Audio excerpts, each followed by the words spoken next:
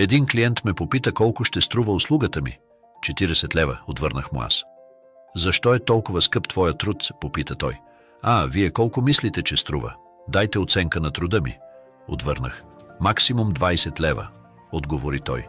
Това е прост и ниско квалифициран труд, нали така?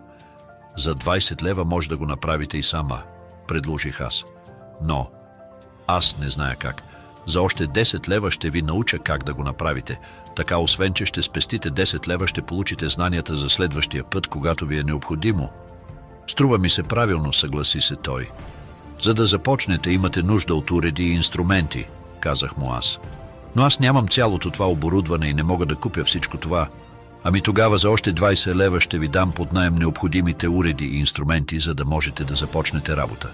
Добре, каза той. Добре. Във вторник чакам ви да започнете. Но не мога във вторник, имам време само днес. Съжалявам, но съм на разположение само във вторник, за да ви науча и да ви дам моите неща. Другите дни са заети с други клиенти. Добре. Това означава, че ще трябва да пожертвам вторник, да се откажа от задачите си.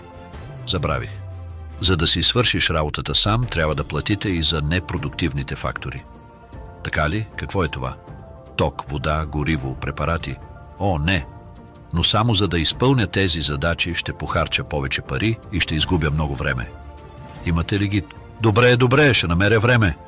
Ще ви подготвя всичко необходимо, което ви трябва. Елате в понеделник вечер или във вторник сутринта.